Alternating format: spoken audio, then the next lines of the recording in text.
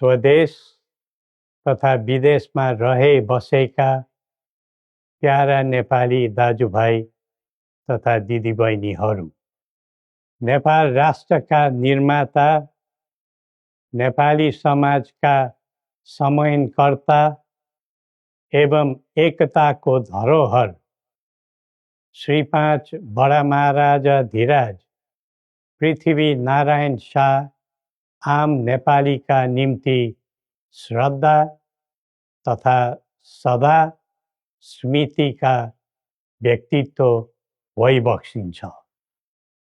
मौसुफको 304औं जन्म जयन्ती तथा राष्ट्रिय एकता दिवसका उपलक्ष्यमा हामी उहाँलाई नमन गर्दै श्रद्धा सुमन अर्पण गर्दछौँ। जस्तोसुकै शक्तिसँग पनि सङ्घर्ष गरेर राष्ट्र एकीकरणमा सबै जात, सबै धर्म र सबै क्षेत्रका नेपालीको सक्रिय, सबल र सफल नेतृत्व गरेको शाहवंशीय राज संस्थाको इतिहास सबैका सामु छर्लङ्ग छ।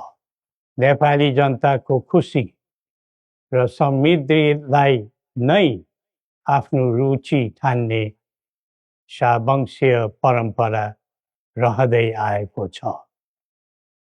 बडा महाराज धीराजको मार्ग निर्देशनको परिधिमा रही हामीले नेपाली जनको एकता र वृद्धिमा जोड दिँदै आएका थियौँ र छौँ। तर कालान्तरमा कतैबाट उत्पन्न अवाञ्छित भ्रमको चपेटामा देश पर्यो। झन्डै 2 दशक अघि शान्ति ल्याउँछौँ र आर्थिक प्रगतितर्फ देशलाई लैजान्छौँ र स्थायित्व दिन्छौँ भनेर सत्तामा पुगेका दलहरूको चाहना अनुसार हामीले श्री पेच र राजदण्ड, जनताको नासो, जनताकै सुरक्षित संरक्षणमा बुझाइ सहयोगी नियतका साथ राजकाजबाट बाहिरै रहेको सर्वविदितै छ। यो दायित्वबाट पलायन वा निषेधित राजनीतिका निम्ति कमजोरीको अनुमोदन थिएन, न त यो भावना आम जनतामा नै थियो।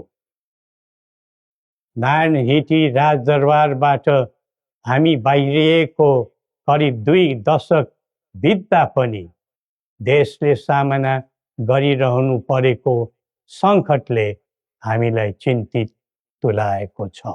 हिजो देश नबनेकोमा चिन्ता थियो, आज देश नै नबच्ने हो कि भन्ने निराशा पैदा भएको छ। बडा महाराज धीराजबाट 22 वर्षको युवा अवस्थामै सुरु गरिबक्सेको एकीकरणको सफलता पछि आधुनिक नेपाललाई 4 वर्ण 36 जातको साझा फुलबारीको रूपमा चित्रण गरिबक्सेको थियो।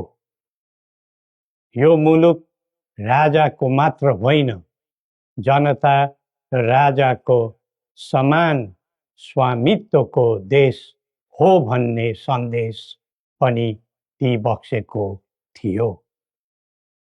भाषण अनि जादु वा चमत्कारले यो देश बनेको होइन र बन्दैन पनि। सबै जात, धर्म र क्षेत्रका नेपालीको साझा प्रतिनिधिका रूपमा काम गरेको राज संस्था जनताले सुम्पेको जिम्मेवारीबाट विमुख हुनै सक्दैन। सबै नेपालीले यो कर्तव्यबोध गरी पृथ्वी पथमा लाग्नु पर्दछ भन्ने हाम्रो धारणा र आह्वान पनि छ।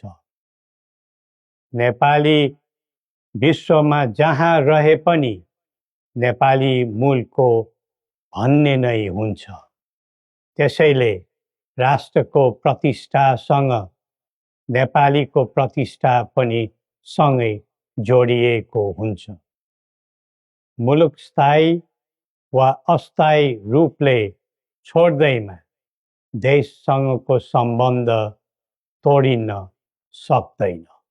देशबाट जनशक्ति पलायन हुँदै जानुले देशको भविष्यबारे निराशाको सङ्केत दिइरहेको थियो। अब पुँजी र पुँजीपतिहरू तथा कर्मवीर उद्यमीहरूको समेत पलायन हुनु थालेको छ।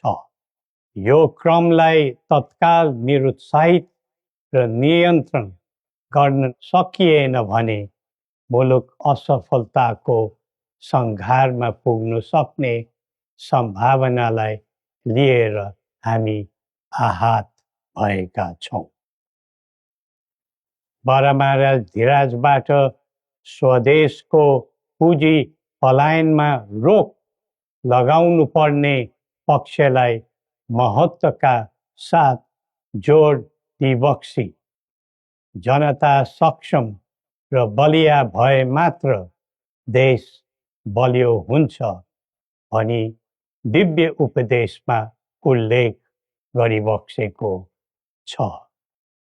जब जब युवा पुस्ताको भावना, चाहना र आवश्यकताको सम्बोधन गरिँदैन तब तब असन्तोष पैदा हुन्छ, जसले विद्रोहको रूप पनि लिन सक्छ भन्ने सत्य नेतृत्वले हृदयङ्गम गर्नै पर्दछ।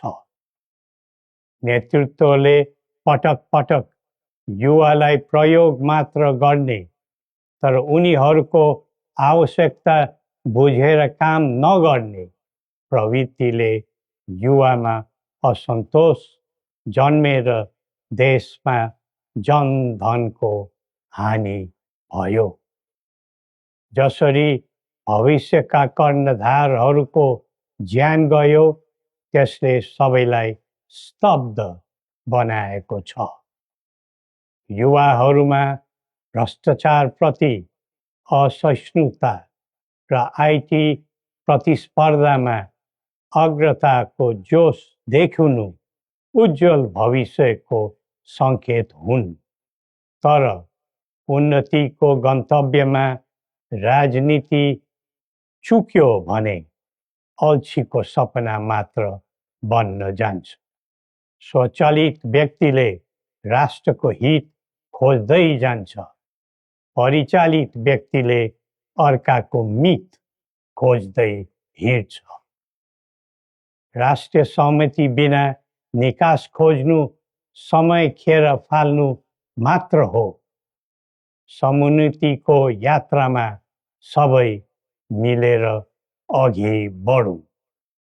नेपालको संवेदनशील अवस्था र बदलिँदो भू-राजनीतिक परिस्थितिलाई बुझ्न नसक्दा हामी मित्र राष्ट्रहरूको विश्वास र भरोसा गुमाउने अवस्थामा पुगेका छौँ। असन्तुलित बन्दै गइरहेको परराष्ट्र नीति र व्यवहारले राष्ट्रिय हितमा गम्भीर असर पुगिरहेको समयमा दिव्य उपदेश र बौद्धिक दृष्टिकोणहरूको महत्त्व अझ बढ्दै गएको छ। कतिपय देशले स्वार्थको लागि कुनै न कुनै सुरक्षा कवच खोज्दैछन्। हाम्रो देशको सही छहारी शान्तिको कवच हुनै पर्दछ। नेपाल निर्माणमा मार्गदर्शी र सेनापति बरामाराजा धिराजको विरासत र वंशका प्रतिनिधिका रूपमा मेरो भूमिका स्पष्ट रहेको छ। पृथ्वी पथले वकालत गरेको राष्ट्रिय स्वतन्त्रता सबै तहका भ्रष्टाचारलाई दण्डनीय अपराध मान्ने र कसैप्रति घाह नराख्ने शान्ति क्षेत्र नेपाल नै हाम्रा अभिष्ट र मागचित्र हुन्। जनताको चाहनाबाट कझै निर्धारित हुनुपर्ने परिकल्पना पृथ्वी पथका मौलिक आकांक्षा हुन्। अन्तमा जनता र राजाले एकीकरण गरेर निर्माण गरेको नेपाल राष्ट्रको समग्र हितलाई आत्मसात गर्दै सबल राष्ट्र बनाउने महान कार्यमा सबैलाई जुटौँ र नेपाललाई फेरि उठाउँ। श्री गोरखनाथले हामी सबैलाई सत् बुद्धि दिउन्। जय नेपाल।